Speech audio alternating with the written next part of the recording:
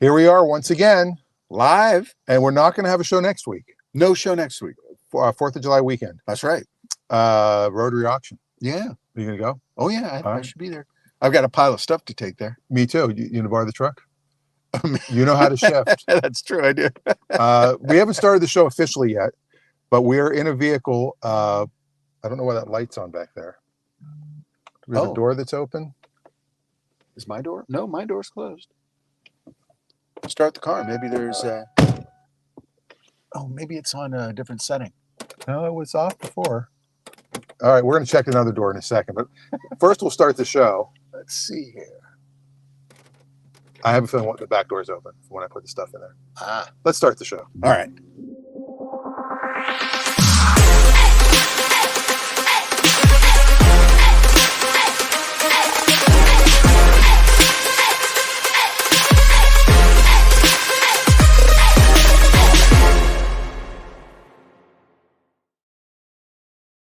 All right, we fixed the light. We got it. It was one of the doors. So you have to guess what we're in. Yeah, that's the first thing. Guess what we're driving. We were going to go to the junkyard today. We changed plans because we don't know what parts we need to get for the other car. That'll be the surprise. Right. This is one that we're just kind of flipping. We could say we're flipping for a friend. Flipping it for a friend. We'll say it that way. There we go. Sounds nicer. Yeah. And it's actually in great shape. I was surprised how overall this is nice. You know, for somebody who wants a working vehicle of this nature. Yeah. This is great. We have a lot to talk about with this car, but you have to guess what it is first. So put in the comments. By the way, like, share, do all that blah, blah, blah, blah. But put in the comments what you think this is. I'm pretty sure our friend Jake will not be watching today. He's racing today. He's at the as is track. Ron. Ron is, I think also Martin is. And Martin and Jamie and Don. Yep. They're all down at the track. Now Dan's punched in. Let's see what he says. Some wagon. Some wagon. Sort of. I mean, a futuristic wagon. Compared to, it's like if you take the Country Squire we were in last time. Yes. And you move ahead 40 years. 40 years, yeah. And the wagon doesn't exist for Ford anymore. Oh, I just gave one to Ford. Come on. Now, here's another way of looking at it. Technically, this is a wagon, but it was named something different because the term wagon was really sort of regarded at this point in history as a bit of a negative thing. So, so this got a new name, yes, which engaged a new group of buyers. But it's basically a wagon. Yeah. Yeah. I mean, because the wagons were built on a truck platform at some point. Yes. And you could say this is sort of a truck. Yeah. So there's a few clues. Yeah. I accidentally said Ford already. Also, our CarYada page, actually, it was a different error. Remember last week we weren't streaming on there because we didn't have enough followers? Yes. That wasn't the error. Because we have well over 100 on that. We have 239. Oh, okay. So this week it's working. So that's where you can see Dan is on Facebook instead of YouTube. Ah, okay. But the YouTube channel is where we love to have everything go. Now, the problem with this is the air conditioning. Air conditioning doesn't work? It does not blow cold. That's going to be a problem because it's going to be, what, 67 degrees today? So we do have the mics here. That should cut down on a little bit if we crack maybe the back windows to get some airflow. Well, we could also just turn on the vent. Let's give that a try. Turn on the air vent, and hopefully it'll work. Then we can put the windows up, and we should be fine. Oh, it's warm. Oh, is it? It's kind of warm. Not going to lie. Mr. Long Sleeve. I forgot to take this off. I've been here since early when it was chilly, getting the wagon ready. But we're not going to do the wagon today. We might come back to the wagon. We might. But we want to do the final go through the wagon before we get it ready for sale. Adam Jones says, what's up, guys? Adam, we're trying to figure out what we're driving today. The only clues we've given so far is Dan Linquist did say it's some wagon, and it's a futuristic wagon. It's wagon-ish. It's not a 68. It's definitely much newer. There is room for 6 passengers in this. It does. It's got the third row. It does have the third row. So 1, 2, 3, 4, 5, 6, 7. It's an 8 passenger. 8. Yeah. 1, 2, 3, 4, 5, 6, 7, 8. Yeah. All right. 8 passengers. It's small. It's Small passengers. 8 normal. Oh, Dan says Exploder or Explorer. A little bigger. Little bigger. Little bigger. That helps. So we know it's a Ford. Now we know it's an SUV. We know it's not an Exploder. Yes. So what say you? A lot of Ford Explorers went away in cash for clunkers. That's right. A lot of them. And I think, let's see if our viewers, listeners, and followers can get the answer to this. Dan described this as the SUV, and that is true. This is an SUV. Now, what was the first sport utility vehicle? Dan, now you went too big. So you have Explorer, Excursion, and right in the middle is the Expedition. There you go. Now, what's nice about this Expedition, it's a 2001. It is a one owner. It is all-wheel drive because that's all they had that year. All-wheel drive. You can do 4 high, 4 low, or just automatic 4-wheel drive. Mm-hmm. So it's technically automatic 4-wheel drive, not all-wheel drive. And it's a column shift, which is unusual. It is a column shift. It has overdrive. Mm-hmm. You can turn on and off. It's got parking sensors, cassette player, CD player in the armrest, the original owner's book. It's a one owner. It's a one owner. And it's actually in great shape. It has power pedals. The dash has no... Oh, the pedals are moving back and forth. You can adjust the pedals. Dash is in great shape. It's not cracked, and it's not dried out. Most of the interior is in really good shape. It needs a good cleaning. The seats, the cloth seats are good. It looks like they may have been recovered. I don't think so. But it's in really good condition. It seemed pretty original. It's probably in 144,000 original miles. Probably highway miles. Well, even so, I mean, for 23 years. Yeah. That's like 6,900 miles a year. It's not a lot of, it's a low mileage car. And that's the thing with cars like this. If you're considering that you need a big vehicle, you could buy 3 of these, 3 of them, and run them down one at a time and still not spend as much money as you would if you went out and bought a new one. Yeah. That's why buying used, or as they say, pre-owned, is a really good way to go if you are looking to save some money. And who doesn't like to save money? One of the things we like to talk about is the value of getting a pre-owned car. And even if you have to do some financing, you can do credit union financing at a lower rate. Don't do dealer financing because oftentimes unless it's on a new car. Unless it's on a new car, exactly. But even new car pricing, it's so high, it's up there, it's so high, you're better off buying a cheaper car at a higher interest rate because over time, you still pay less for it. All right. Your voice is very Biden-esque today. Sorry. I should have brought something to drink. Yeah, we can stop and get something. We're going to be out. Excuse me. Okay. So the thing, my character in the sitcom drives his original car. Yes. It was his mom's car. It's a 79 Pontiac Catalina. Mm-hmm. It'll be in the parade if you want to come to the Bainbridge Island Parade. The parade. As will Tony and Dan and Eric. But why did we get it down? Oh, you went down with one. Did I? I think you did. This is the fun one. If it does, it does. Okay. We'll do it. No, it's not doing it. Anyway, but my character lives by the rule: you own one car your whole life, and you just pay to fix it. You drive the wheels off of it, and the car's a 79. So how old is that car now? Almost 50 years old. Yeah. It's 45 years old. Yes, and it's still running. Yes. Now, right now, the carburetor is being rebuilt in real life. Oh, it is. Yeah. Oh, that's what it needed. What does that have? A 2-barrel? It's got a little 2-barrel. Yeah. Okay. But what's nice with our good friends at Greenlight Garage is I went in and said, I think I need a new carburetor. Like, let me find a carburetor. And they go, nah, it's probably the fuel filter. Let's check that first. Now, most garage would just be like, I'll just, you asked for a new carb, we'll put in a new carb. But they were honest and they said, let's check the fuel filter first. And the fuel filter was full of gunk and they cleaned it out. But because so much gunk had been in there and the car had sat for many years before I even had it, it clogged up the carburetor in the bowls and the floats and all that good stuff and the jets and Benny. Jets, bowls, and floats. Yes, It's the jets. jets that get clogged. The bowls and the floats can be cleaned.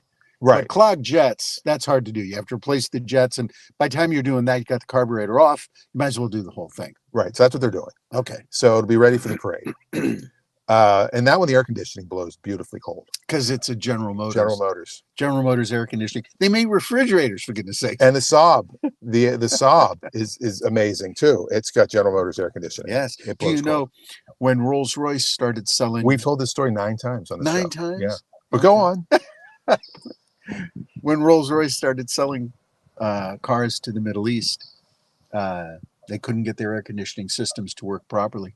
So they outsourced it to General Motors. Yeah, they know how to make a good AC. Yes, they do. Especially that R12. Oh, yeah. Yeah, R12 is solid. You just can't get it anymore. No. You can if you get the old canisters. Some people still have R12 canisters. Right. But you have to find those. Yeah. So anyway, so that's the whole point of my character. And I work at a car lot yet. I mean, car guys in real life, you know, you go through a couple cars a year half the time because something comes in on trade and you buy it, you pay stupid interest, and you have horrible credit. That's a typical life of a car guy. Stupid interest, horrible credit. Yeah. But like right now, if you want a brand new car, they are discounting again and they're giving low rates. So you can get 3-4%, sometimes 0% on a new car, and your payment would actually be less than on a used car. So it makes sense in some cases to buy a new car over a used car. But what Raffi's saying, a car like this one, and if anybody's interested in this one, we will give a show special price for it. Absolutely. This is a 2001 Ford Expedition XLT with the 4.6 liter engine, not the ever horrible 5.4. The 4.6 is much, much better. And it's plenty of engine for this truck. Yeah, it's 215 horsepower, I believe. It does have a tow package. It is one owner. It's got brand new Goodyear Wrangler tires on it, fresh oil change. That's the positive. The negative, because there's always negatives. There's some negatives. I believe that the people that owned this used it to tow a boat. Because there's a lot of rust kind of on the underside. Like they backed into the water. Like the bumper's got some rust. The front bumper had some rust. Surface rust. Surface. I don't see any holes anywhere. Okay. Everything is surface. The windshield has a crack along the top. It's out of the view of the driver, so it's not distracting. You don't have to get it changed immediately. But those are the negatives. That's it? From what I can tell. All right. The brakes seem a little bit like the ABS might be acting up. Sometimes that you get the ABS shutter. Yes. But the car runs and drives, and the air conditioning needs to be recharged. What happened there? I don't know. I think you wave your hand and go like this, and that stupid emoji comes up with the thumbs down. No more thumbs down. We're gonna go up. There. It's not working. When you want that thing to work, it never works. By the way, you should all like and follow and all that stuff. But put in the comments, what's the oldest car you've ever owned? And how long? And what's the longest amount of time you've owned a car? Yeah. I mean, I go through car now that I do leases. Sometimes I end up with 3 years. I don't think I've ever had a car longer. Other than, I mean, this Pontiac now I've had probably 3 years. I've had it about 3 years now. Yeah. All right, so we're going to start this car up, go for a drive. I'm getting hot because the sun's beating on me. I'm still wearing my over jacket. I should probably take that off. But oh, you hear that? I do. What do you think that is? Sounds like there's something with the muffler. Sounds like I think the exhaust manifold might have a small leak in it. I think that was part of the inspection. I have to check the report. Is it up front? Do you hear it up front? Yeah. It does sound like it's an exhaust leak, but it sounds like it's, if it goes away at higher RPMs, oh yeah, that's an exhaust leak. Yeah. Now, if you need a car just to tow some stuff around or haul some things around or just get from point A to point B, I think this is a perfect car. And we'll do it so cheap. Kelly, or I don't even have that on, but yeah, that's probably not going to be a good idea with the, you can put it on low maybe. Oh, there's a back one too. Yeah. wonder if that's getting picked up. Is that getting picked up? Can you guys hear that? Now, what is Door that? ajar. Another door is ajar. Which door is ajar? And the light came on. Why does it think a door is ajar? Maybe the Mine are all slammed. is the tailgate down? Tailgate, no. That definitely has not been up. Here, we'll drive up to we'll drive up to Ace Hardware and park for a second and figure out why it's doing that. All right. This might become cheaper and cheaper as the show goes on. Make me an offer. Well, the windows work. Nope. Wait, the windows don't work. Well, this switch doesn't work. Well, the air conditioning is actually starting to feel cold. Yeah, it is actually feel cool. There, now try the window. It was locked. You child I child locked you. Well, the air is actually cold. Yeah, this feels fine. You put your window up. So what made you think it wasn't working? Maybe you didn't have it on the AC setting. I definitely did. Yeah, it's working fine. Uh-oh, what was that beep? Well, now this went off. The door no longer ajar? Or that's what says door ajar. Okay. This is probably when a car sits for a while. Weird things start to happen. Yeah. What also is cool is when you start driving, things start to work. Because that's the way for the car to thank you for being used. Cars like to be used. They like to be driven. They do not like to sit. Nothing mechanical benefits from lack of use, even though it may preserve something because you don't use it. But even the people that have the high-end car collections, they have somebody go out and exercise their cars. Yeah, because it's important to keep everything sort of fluid in the vehicle, not just the action. Go ahead. Okay. They got the cross all of a sudden. That's what happens when the sun comes out. Everybody wants to walk. Yep. Or ride their bike. It's $18 per hour. You can start at McDonald's for $18 an hour. I worked at McDonald's when I was in high school for $3.35. I worked for and free food. $2.25. Oh, you're a little older. Yeah, $2.25. So you go for $2.25 pounder? No, I didn't work at McDonald's. I worked at my father's office for and he paid you minimum wage. Yes. Minimum wage in the state is now $16.51, I believe. Is it 16? Yeah. Wow. All right, let's take a look and see. Yeah, the AC is giving it the go. It's not super cold, but it's cool. All right. Let's take a look here. And well, you hop out and see if you can. Let's see what's going on. All right, I'll let you know if it shuts off. Now, for those of you waiting, Dan is leaving the vehicle now. Hi. He's going to check all the doors. This is important if you drive. You want to make sure that all your doors are properly latched. He's checking. Hit unlock. Thank you. There we go. Now he's going to close it. Let's see if that changes anything. I don't even see where the sensor is on this. You want me to open mine and close it again? I'm going to open and close mine. Where's the door? Where's the little sensor? It must be in, maybe, inside. Let's see. So the door ajar indicator is still on. This is troubleshooting with Dan and Raffi.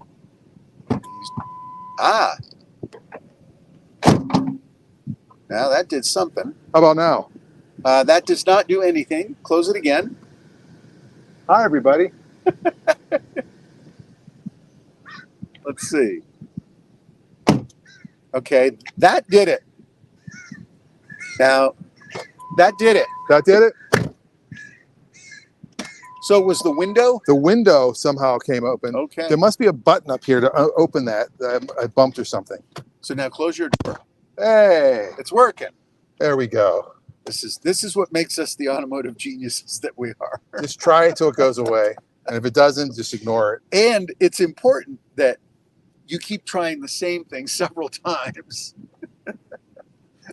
because sometimes it takes 3 or 4 times for the vehicle to finally go. I'm tired of doing this. He's got rear air back here. Ah, Oh wait, there you go. All right. That might be quieter now. What does Dan say? Button switch for dome light and door jam. Oh, all right. There you go. And Dan also said longest owned, he wins. 46 years. Is it the? I think he has a Toyota. No, he's got a truck. 46 years is a long time. I had the same car. I had. Let's see. Now the one car, I had one car for 36 years. I might have. Let's see. Anything. This one's coming up on 40 years that I still have. Well, that's the one you built. That's the one I built, yes. I had a DeLorean for 6 years. That's probably my record. 6. Daily driver, I think the Honda takes that award. The one you currently have. The one I currently have, I've had for... You've had it as long as I've known you, I think. Just 13 years. I bought it in 2011. So yeah, that's right around when you started coming to Cars and Coffee. Yeah. And in 2011... when I got this guy's still in the corner. Yeah. In 2011, I think I bought it with 79,000 miles, and it has 240,000 miles now. It's been a great car. I was just looking at the service records on it, and tires, oil changes, still on the same alternator and the same starter as when it left the factory. Wow. Yeah. I go through tires because I tend to change them pretty early. I changed the tires probably in the 40 to 50,000 mile range. But I do rotate my tires, so I get good use out of them. But generally speaking, because I use it primarily as a highway car, when I take the trip down to Northern California, I always recommend this, and I do it myself. I air the tires up to 35 pounds. Yeah. And you get just slightly better gas mileage. And I find that the car rides more smoothly with slightly more tire pressure on the highway. Very nice. Yeah. Now Dan mentions his truck, 55 Chevy pickup. That was his dad's first. Wow. So it's a one family owned vehicle. Wow. So it's been in the family since 1955. Yeah. Single family ownership. That's coming up on 70 years. Yeah. That's impressive. Yeah. How are the brakes? So you can, I don't know if you can feel. I can feel it a little bit. There's a little vibration. Yeah, there's a little vibration in the braking. But no warning lights come on? So it could be these have ABS. Oh, he got it in 65. Oh, 65. Okay.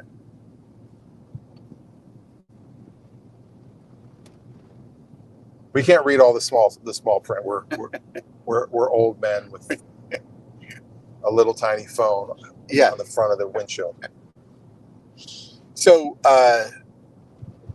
we have the 4th of July car show coming up. Yes, I'd like to have the wagon there and ready to go. I think we should put a for sale sign on it. We could. Yeah, why not? You know what we could do? Although the guy might be there. You know what we could do is we could put a sheet that says silent auction, and you put your phone number and the price you're bidding on it, and see what people. I mean, that's always fun. I'd love to get it to win an award. Yes, that would be great. But it's really hard to you have to really like beg people and market to folks. Go out. Yeah. Hey, the Yellow Jacket people are coming down. A lot of bikers out today on the roads. Yeah. Sun comes out. It's supposed to get rainy later tonight and into tomorrow. This isn't bad. What's our speed? Right now we're at 50. So at 50 miles an hour, car feels smooth. There is a little bit of vibration. It doesn't feel like it's U-joint or drivetrain vibration, but there is a little something that it's pretty consistent. And when you said when you hit the brakes, you get a little bit of a shudder or you get the feeling of the ABS, but the light doesn't come on. So that's why we're not sure. Okay. You know, they do the safety inspection. Yeah. And, you know, they said there's a lot of surface rust. And it's possible that, you know, one of the sensors could be rusted. Yeah. And well, if it's dropping a boat in the water on a regular basis, then it's basically getting an undercarriage soak pretty regularly. And even though after you take the vehicle for a highway drive after it's been dipped in the lake, so to speak, the moisture collects, and if your vehicle is parked outside, you will also pick up ground moisture, and moisture inside of a vehicle will encourage more moisture to come along as well. If it's drier, it can. So the moisture is like, psst, psst, hey guys, come here, come on. Yeah. This, by the way, was in Cle Elum, Washington. Cle Elum or Cle Elum? Is it Cle Elum? I have always said Cle Elum. I thought it was Cle Elum. All right. Whatever. You guys tell us. Yeah. Clay or Cle? Clay or Cle. Elum. We got the Elum. Elum. But is that an area? I don't even know where that is exactly. Is that an area where there could be a lot of moisture? I think it's in the wetter part of the state. It's so not could that, eastern. So could that have like snow? That's possible. And vehicles that sit in deep snow will also have moisture issues. But again, we're not talking about corrosion or through rust. We're talking about largely surface rust. And surface rust can be mitigated with pressure washing. You can do chassis pressure wash, and then you can put some rust treatment on it, and that will prevent the rust from getting worse. But for the most part, there's nothing wrong with the chassis of your vehicle having surface rust or even minor corrosion, as long as it doesn't become structural rust, where it gets to where it's eating away at sections of the frame, or if it's eating away at sections of the floor in a unibody vehicle. This still has a frame, correct? It looks like it, yes. From Okay. what I can tell. This has some sidebars, some side rails. Side rails. They've got a little surface rust on them as well. And again, nothing wrong with that.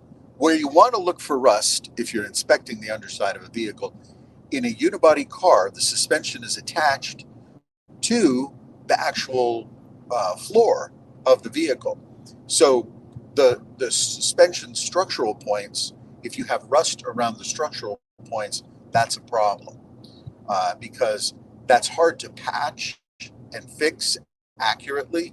And oftentimes when cars are jacked up at service stations, instead of going up on a four-wheel lift, the jack point can deflect some of the chassis.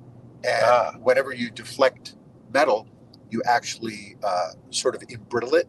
It starts what was that word? Embrittle. Oh, embrittle. Yeah, so it starts to crack a little bit, and that weakens the metal, and that's where rust and moisture will begin to collect at more so than surface, because the surface of a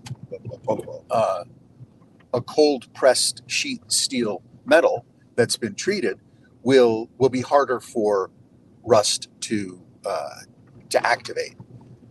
So a smooth, slick, treated piece of steel that hasn't been bent or squeezed or pushed will be a lot stronger and last a lot longer than one that has been compromised by point loading. Gotcha. This road is still crazy. Yes, it is. So earlier, a guy rode by on one of those things where you're laying down and pedaling with your feet. I saw that. What's the motivation to do that? I don't know. Now, I know there's a guy that does it, has the one that uses his hands. Yes. And it looks like his legs, like he might be paraplegic. Okay. Because he's got a handicap flag on the back. Okay. and he goes like up and down Sunrise. Yes, I've seen him. And he's working his hands. Yes. That I get. But the guy that's just laying down using his feet on the side of a highway, right, with cars that could easily kill him. Yes. You know, somebody's texting and they swerve quickly, they don't see him. Right. He's got like one flag sticking up. Yes. So I don't understand. I don't get the excitement behind doing that. I don't either. But lots of people like what they call recumbent bicycles, where you're lying down, or instead of sitting upright, you're laying closer to the ground. And some people like that. I agree with you. It feels and looks to be much more dangerous than a regular bicycle. Interestingly, the bicycle, modern upright bicycle, is the most efficient means of transportation.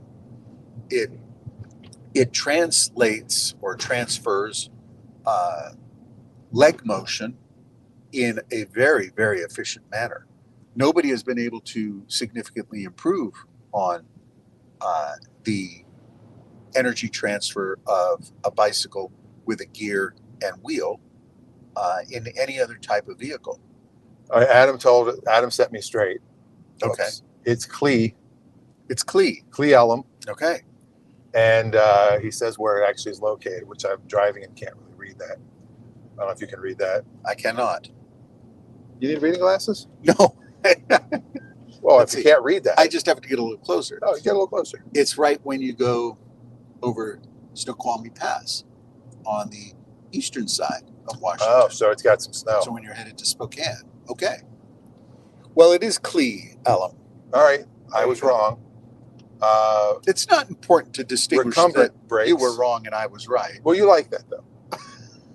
And then our friend John says Alec Baldwin has rust. Yes. Well, he had rust. $3.97. I know gas has come down dramatically in the past few weeks. I was surprised to find that just 2 weeks ago, gas was $4.50 something, and now it's down under $4. Yeah, it's cheaper than diesel again. Yeah. And I don't know how long that's going to last, but it's... Diesel's been $4.19 for like 6 months, I feel. Yeah. It's been like locked in. Yep. I think there's a cloud of diesel in front of us. So there you go. Some exhaust polluting vehicle. So the SUV market now is pretty well dominating every aspect of the automotive world. Yeah, Buick doesn't have a car anymore. There are no more cars. Ford doesn't have a car other than the Mustang. Right. And the idea of what they used to call a personal luxury vehicle, which is like an Acura Legend coupe, those cars, or a Continental Mark 6, 7, 8, those cars are all essentially gone. So what remains now are SUVs and sedans. But even sedans, if you look at, for example, a BMW sedan, it's very, very upright. It's a thick, very, very, it's almost like it's a small SUV or a lowered SUV, because the door sills are very high. The glass line is very high. The wheels and tires. Modern sedans have 20-inch wheels and tires now. The first Ford Explorer had 16-inch wheels. Yeah. And if you park a Ford Explorer next to an original one next to the current one, they look like they're completely different vehicles. Yeah. One could fit inside the other one almost. Incidentally, a Rivian truck just passed us. Did you hear the news about Rivian? Have they gone bankrupt yet? Oh, no, Volkswagen invested. Volkswagen injected $5 billion into Rivian. Now, why would they do that, Dan? Because they want their technology for their own cars. You're close. They want to keep them alive. Well, and they also, Volkswagen owns Electrify America, the charging network that Rivian uses. That's basically the answer. Volkswagen's interest in electric vehicles remains very strong, but they cannot afford the investment, the level of investment that would saturate their brand with electric vehicles. So their investment, it's $5 billion for Volkswagen. It's nothing. They got that on them. That's right.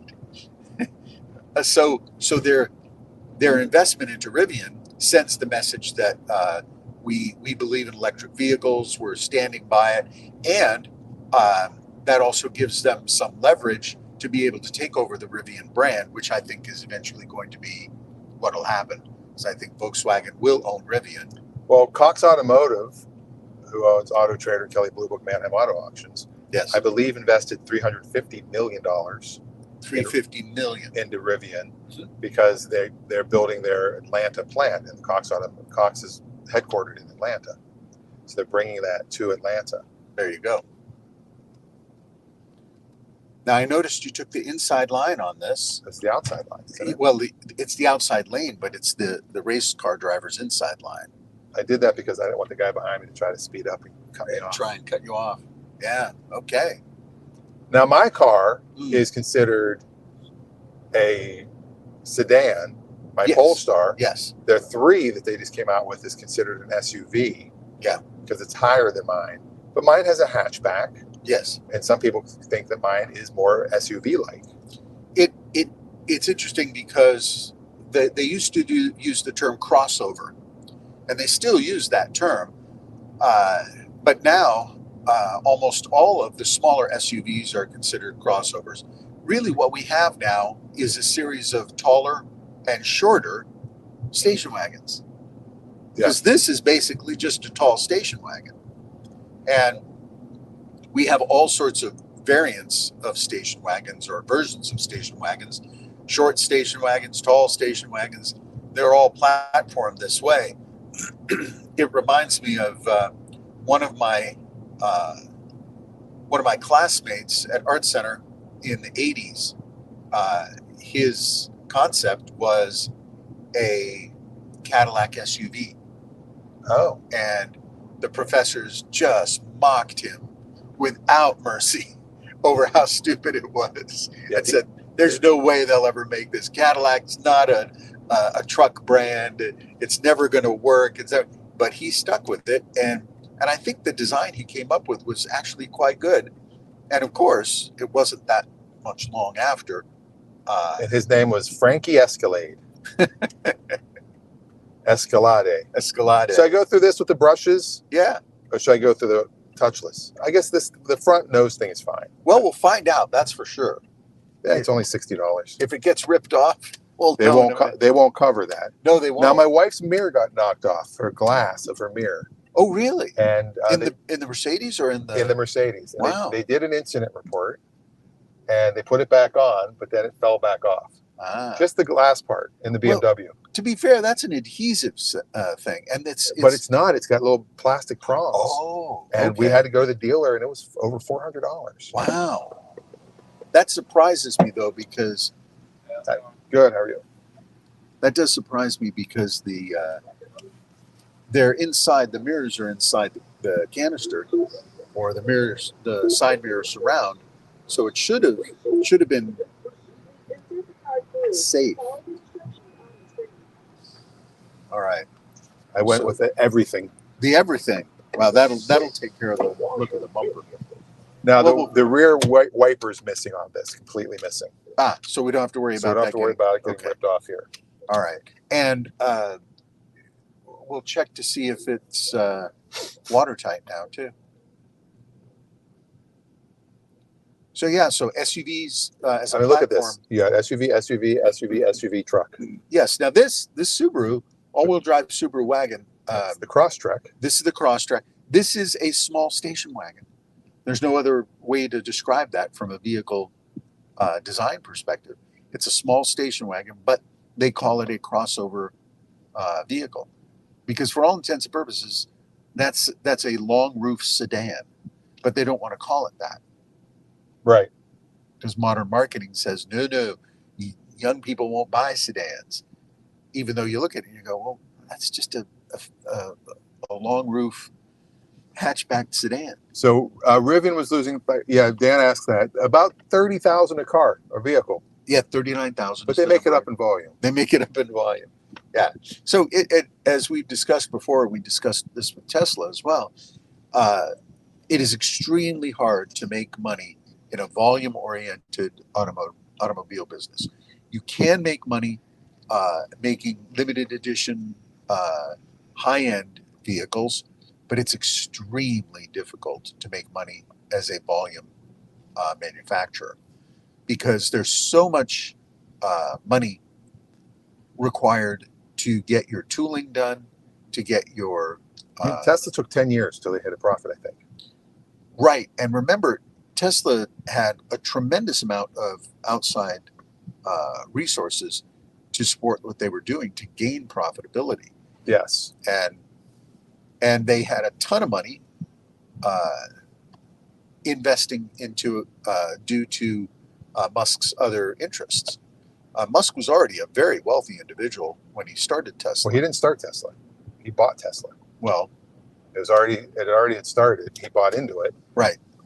And he made his money from PayPal, which he also didn't start. I think the only thing he started is SpaceX. Of all his companies, that's only, and then the one he started before PayPal. So it turns out he's a bit of a shyster. No. Yeah. His 2000 Outback wagon is called SUV by insurance, though. So yeah, so your Outback is considered. Well, Raffi's not getting rained on yet. No, it's holding up.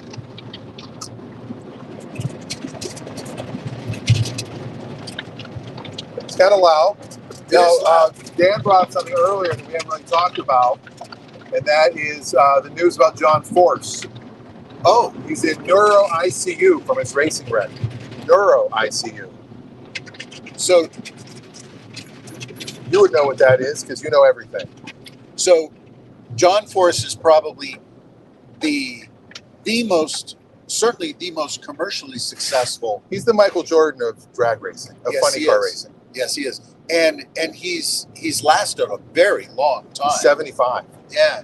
So to be drag racing at that age is phenomenal. And we met him last year when we were at the races. Yes, we did. He and his daughter came in. That's right. And his daughter, Brittany, is carrying the family torch. Yes. She's done a great job of really continuing. She's got the world record. Yep. She's the fastest woman ever. Yep. 330 miles an hour. Which is insane. Because you do that in a quarter mile. You get to 300 miles an hour in 4 seconds. That's phenomenal. And she'll never need a facelift. Well, it's always pulled back. So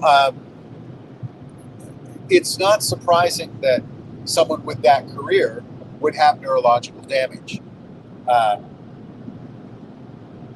We'll wait till we're done here. Yeah, this is the loud part, and then we'll get out and walk around like we always do. Or you want to wait till we get back to the island to do that? Oh, we can walk it around. Somebody's in our space. All right, we'll do it when we get back. So John Force and any race car driver in the NHRA class of racing is subject to, first of all, number one, toxic fumes, nitromethane. These are known neurotoxins. Number two, your body is subjected to incredible G-forces. Little water on the brakes. There you go. Incredible G-forces all the time. Your body gets acceleration shock, both accelerating at the speeds you're accelerating and decelerating.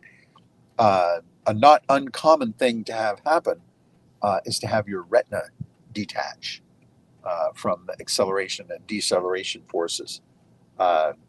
So hopefully John Force is okay. Hopefully he's not in any pain.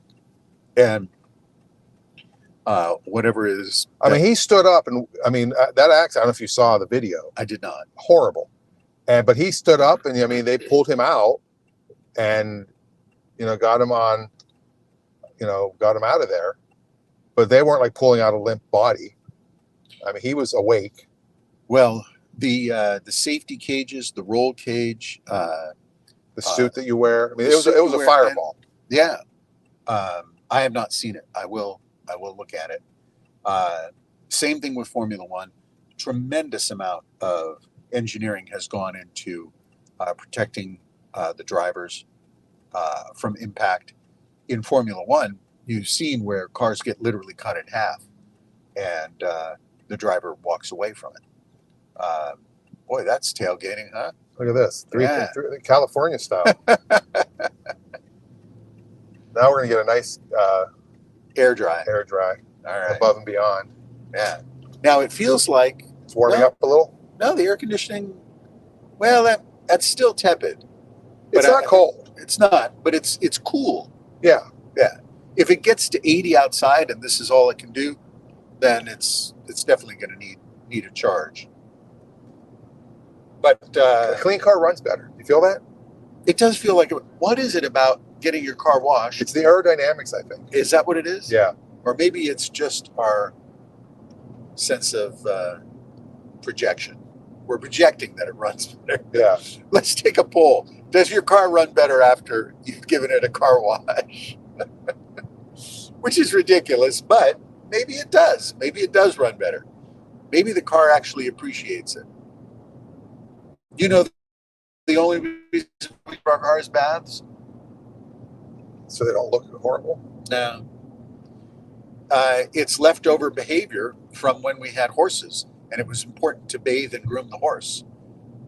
Check the tires. That's the same thing as checking the hooves on a horse. You look at the overall composition of the horse. You study its musculature. Make sure that it's healthy. And you do the same thing with a car. You walk around it. You look under the hood. It's looking at the teeth in a horse.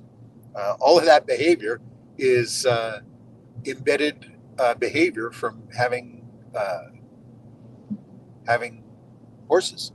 My grandfather rode horses, taught my father to treat the car like it was a horse. And then my father taught me, before you get in the vehicle, walk around the vehicle. Make sure that it's safe. Make sure all the tires have air.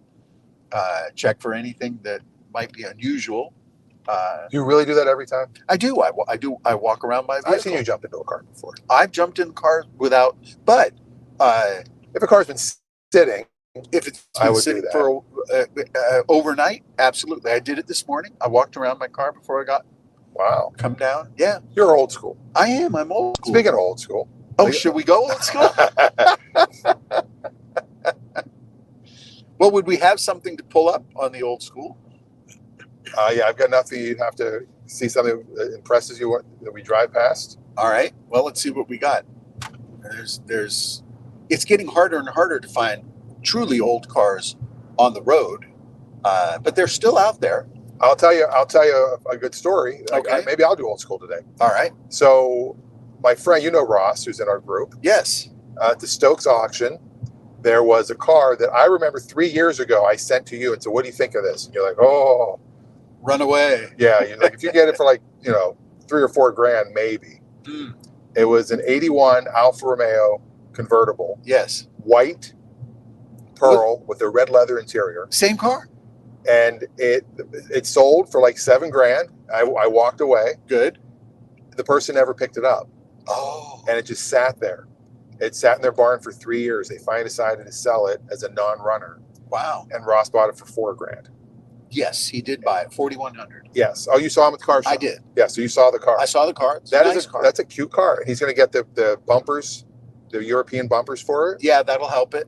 But that car has 197,000 miles on it. How's that possible? It's not possible. It has to be that the person that owned it long term must have been an Alfa Romeo mechanic, because those cars are notorious for having mechanical problems on a regular basis, especially the injection system, electrical issues, just pretty much everything on those cars. So if you're an Alfa Romeo mechanic and you know some of that stuff that's happening as it happens, You can be proactive with it. You can chase some of it down ahead of time.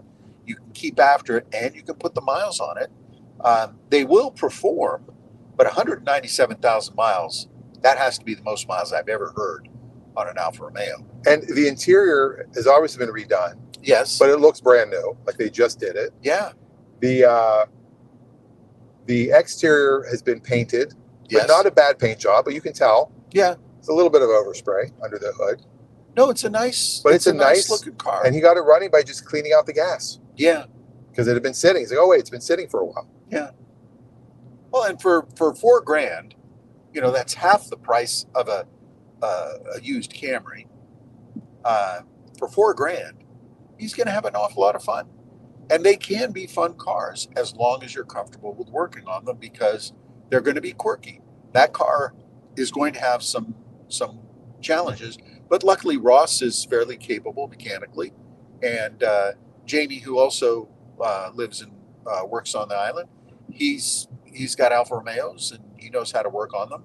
And they're not complex vehicles, but they do require specific parts and specific mechanical attention, more so than, say, a Toyota or a Honda or an American car from the 50s. I went over on yesterday to take a look at a 1948 Ford with a flathead engine, and it won't start. Well, there's only 2 or 3 things that are going to be wrong with it, right? Because there's no electronics, there's no computer system. It's going to be fuel or electric. And we suspect it's electric because it does appear to be getting fuel and a mechanical fuel pump, and it's got a clear glass bowl for the fuel to collect into. We can see that. So it is pumping in. So things like that are fairly easy to diagnose if you've got the time and the patience to go through it. And that's key, especially for Italian cars, because they are a little different. Yeah. It's absolutely, it could be a money pit. Oh, yeah. But if you start at the right price, I mean, the person that would have bought that 3 years ago for $7,000 that ended up not showing up. Yes. They probably, who knows how much they would have put in that car since. Oh, yeah. If they're going to continue to drive it, they would definitely put some money into it. I mean, look, even at $4,000, I don't know if the car needed tires or needs brakes or needs, even basic stuff. But, nowadays, if you take a car to a shop for an oil change, it's going to be $85 to $100. Yeah. For an oil change. So right at the get-go, if you needed oil and tires, well, now you're 10 to 15% on top of your purchase price. And at $5,000, if you want a fun convertible to drive for the summer, well, $5,000 will buy you a pretty decent Mazda Miata. And those are great, inexpensive, very easy to maintain. And it's more common that you'll see a 200,000 mile Miata than you will a 200,000 mile Alfa Romeo. Yes. Now my question is, should this car get parked in Linwood? Oh, and put a sign on it? Yeah. Yeah, I think that's a good idea. Now, everybody watching, what would you pay for this 2001, 144,000 mile, all-wheel drive Ford Expedition XLT, 4.6 liter engine that has 4 gorgeous brand new? We'll show them once we park. I don't think we're going to have time. You don't think? We're almost at 11 o'clock. Oh my goodness. Yeah. I wonder if we should pull over somewhere else just to show it. But it's nice. It is. It's complete. It's in good shape. The headlights need some polishing. That's common. Common on a lot of the cars from this era. My car included. I need to polish mine up. I'll do that before I head south. And when does that happen, by the way? I will be leaving. Look, people using the roundabout. Look at that. Yeah, second week of August. So we only have a few shows in July, and then we're back to the studio on remote. Yeah. And even then, you didn't do a ton of shows from down there. No, it's a little harder to do them down, but we can still keep up. We might have some sitcom stuff to do, hopefully. During the fall? Maybe. Okay. It sells. Yeah. More first class airfare for Raffi to come back. I did enjoy first class travel, I must say.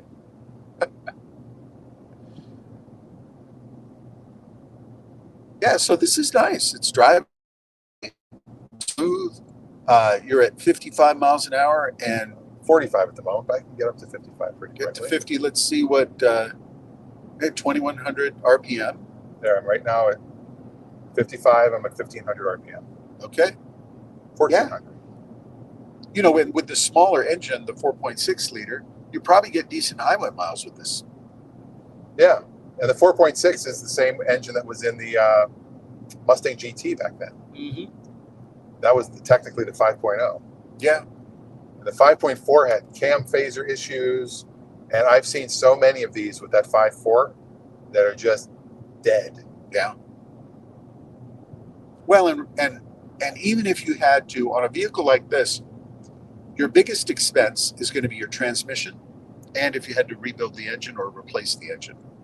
Those are going to be the big costs. But again, if you're able to buy it for $2,000 to $3,000, if you're able to get one for that price, even if you had to spend another $4,000 or $5,000 on an engine or transmission, you're still way ahead from buying a new one. Yeah, because the interior of this one's great. Oh, it's great. It doesn't smell. The person didn't smoke in it. You know, the headliner's in good shape. The sun visors, the various things work. It's got the double sun visors. Yeah. So you can put one down and put one to the side. Yeah. Cosmetically, it's not unattractive. The paint is in decent shape. It's very 2001. Yes. Yes. It's hard to believe it's 22, 23 years old. 911 was in 2001. I mean, think about that. Yeah. That's insane. I was selling cars in 2001 at La Brea Chevrolet. I knew that's where I knew Tony. 2001, I was living in Los Gatos, California. I was in the midst of the internet boom and bust, and working in Silicon Valley. That was those were quite the days. Literally, traffic was insane. It was so backed up, and then the internet bubble burst, and within a matter of days to weeks, the highways were wide open because everybody that had a leased BMW Z3 returned them and went back to wherever they were Back before. to Kansas, New Jersey, Iowa, wherever. The place just completely evacuated. Well, I was in New Orleans in '99 is when I moved there for the internet radio station, and you know we're way ahead of our time. Yeah. And I moved back to California on Halloween of 2000. And I went into a car dealership in May of 2001 because my unemployment was running out. And I was doing a couple of comedy. I was doing little gigs here and there. It was time to get a job, and I wanted to write a sitcom about a car dealership. There you go. So I'm like, you know what? Let's get back. I sold cars before. Let's do it again. Speaking of selling cars and trucks, you have a truck on Bring a Trailer. I do. And it's a great truck. If somebody, again, this is a $60,000 truck, brand new, and it's a 2021. It's a GMC 1500 Sierra crew cab, and it has the deluxe XLT, or is it XLT? I think it has XLT package. SLT. SLT? I think with GMC it's SLT. SLT. And it has the X31 off-road package. So those two packages together really make a very, very nice truck. And the condition, it's in great shape. It's got a rollback metal bed liner, so it rolls up and conceals in the close to the cab. Comfortable seating for four inside the truck. Console, front console, rear console. Now, I'm curious why Bring a Trailer would take that. Well, and I know one of them is, well, you have to bring a trailer. Exactly. You need something to take your trailer. Yeah, I mean, people who great tow truck. Bring a Trailer used to be for people that would have to bring a trailer to pick up the car that didn't run or pick up the race car. It's a great truck for somebody who wants to have a crew truck for going to the races. to haul a trailer, to haul a boat trailer. It's a great family truck. It's a great option for somebody who needs a truck. I wish Jake had bought this truck. He really would. Yeah, instead of buying a brand new one. Yeah. But the interest rate he got on the brand new one again, and he got a huge discount on the brand new one. Yeah. So when you get a huge discount and you have an interest rate, below 5, if he borrowed the money to buy this truck from his credit union, he'd probably pay 6 or 7%. And he'd have a 4-year-old instead of a brand new one. Yeah. Without, factory warranty. And this still has the warranty on it. It's good. Warranty is good for another 40,000 miles or 18 months. See, I'm curious, and I'm following it because I'm curious how much it would have got just at the regular dealer auction versus, because somebody's got to pay 5% over. Yes. Then they've got to pay tax and license. Yes. You can't fudge the numbers when you go to pay tax on that when you register it. That's true. Because they're going to look at the year, make, model. They're going to charge you what Kelley Blue Book or NADA says it's worth. Right. JD Power now, not NADA. What do you think you could get at a dealer auction? I haven't pulled the number. I have to pull the VIN and everything, but probably in the, I would say, high 30s, low 40s. If that's the case and it doesn't sell on Bring a Trailer, we may take it there. All right. I'll call. So yeah, it's a reserve auction, obviously. It is reserved, and it's modestly reserved, so no problem there. And then our friend Richard has his Miata up. Yes. Race car with his trailer. With the trailer. Now that's, you don't have to bring a trailer. It comes with it. It comes with it. So you could buy the truck and go Yes. pick up the race car in the trailer and have a turnkey race team. This is what I'm thinking. It is, and I've been helping Richard with his listing. I should probably jump on his listing and say, hey, for those of you who want to fly in and drive this thing home, Buy this. Buy this truck too, and we'll wait for you. Yeah. Now that Miata is interesting. It sure is. And I don't know what it's bid up to at this point. Do you? It was 2666 last I saw. Okay. So That's early. you can't, even if you paid 10 grand for that, there's no way you can go racing for 10 grand. And that thing is very dialed in. The trailer alone, Oh yeah. if you went to buy a trailer used, is going to be 5 grand. Yeah. And this is a nice trailer. It's a well maintained, and Richard takes good care of his equipment. He knows what he's doing, and that's a fun race. It's a turnkey race car. Yeah.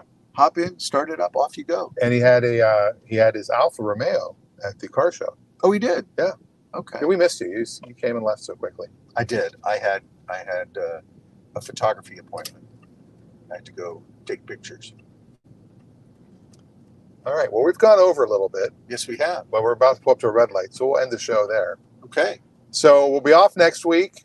We'll Happy do 4th of July to everyone. Happy 4th. Celebrate our independence from the Brits. See that right at the end there? Just a little. Ah, okay. If you're interested in this 2001 Ford Expedition, if you know anybody, just message us. Yep. You can do that at, there you go, show at CarYada.com. I'm thinking like $2,500 out the door. Out the door. Tax and license included. Great $2,500. You can have this nice vehicle. Look at that nice 2-door Tahoe There you go. right there. Yeah. You don't see those often. No, that one I had sold for a lot of money. Shipped out to Connecticut. Yeah. But yeah, that's what we've got going on. Hopefully we see you soon at we got a comedy show tonight. Oh, that's right. If anybody's around at Bainbridge Performing Arts, Sam Miller, Lynette Manning, and myself. I'm the MC. And I have to reshoot a couple of things from the special. So we're going to cheat a little bit. I'll be wearing the same outfit and shooting just the behind shots. And yeah. There you go. All right. Well, it's been fun, everybody. We'll see you next time on CarYada. See ya. Bye.